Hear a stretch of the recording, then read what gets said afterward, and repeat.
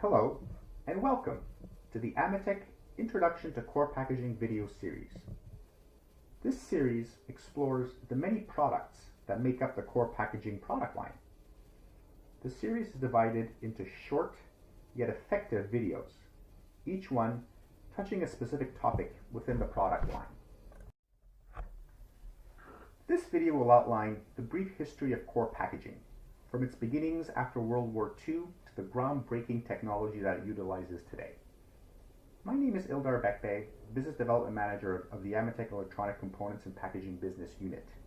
I will be your guide throughout this fascinating video series. Let's begin with the major milestones that shaped core packaging as we know it today. It starts out with the slow phasing out of the electronic vacuum tubes after World War II and the introduction of the integrated circuits. These integrated circuits, ICs, needed a packaging body that would integrate within other circuits and systems and protect the circuitry. So these ICs were very susceptible to corrosion and could rapidly be destroyed by small amounts of water vapor. This basically led to the demand of vacuum sealed or hermetic electronics packages and the glass to metal seal GTMS technology. With the advent of RF, electronic packaging was used to shield sensitive circuits from EMI interference. Headers and terminals were required for ammunition detectors called squibs and battery seals. And high-temperature coal-fired ceramics, HTCC technology, were developed in the late 1950s to make more robust capacitors. The technology was later expanded in the 1960s to include multi-layer printed circuit boards.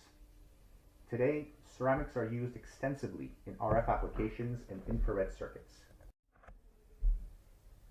The 1950s saw the advent of single-pin headers, high volume capacity, and reduced costs. The material used was predominantly cold-rolled steel, or CRS, which was the body, and a nickel-iron alloy pin material. This period also saw the development of vibratory assembly techniques, of barrel plating, and of high-volume solder dipping process.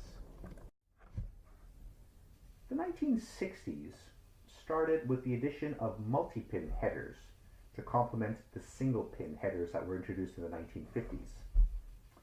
The era also saw expansion of machine shops for pin terminations and the addition of low-tonnage stamping capabilities in-house.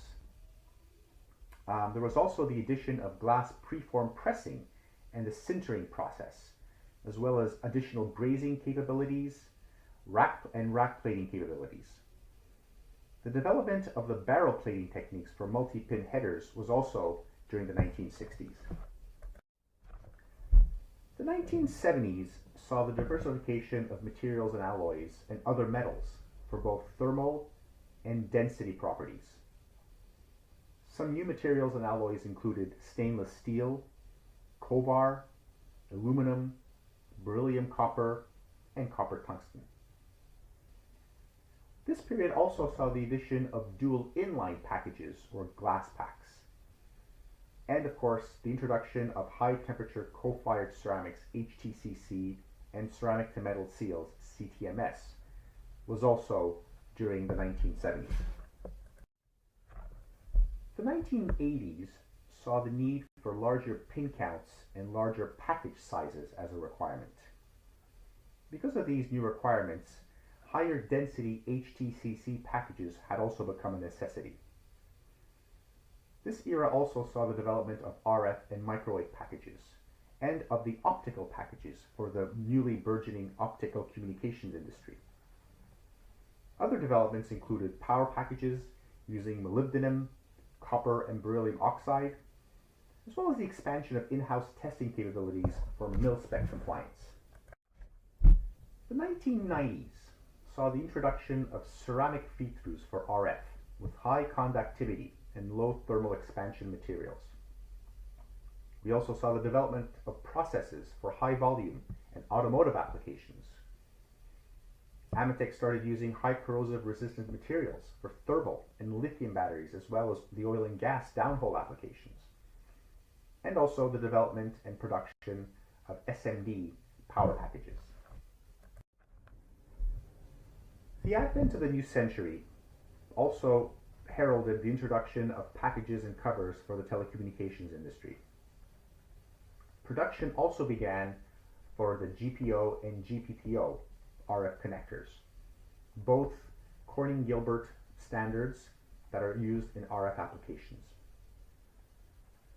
Expansion of HTCC use was also included for infrared and optical applications.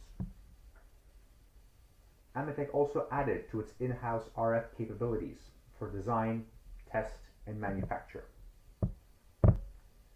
The future will see requirements for higher frequencies, and so new designs and new technologies are being worked on for frequencies of 50 gigahertz and higher, including the S-band HTCC, as well as the Corning-Gilbert G3PO compliant SMPS RF connector.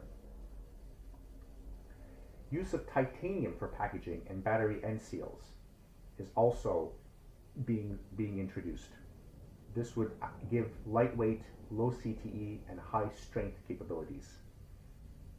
And the use of palladium for plating is also being considered. This has been Introduction to Core Packaging, a Brief History. Thank you for joining me.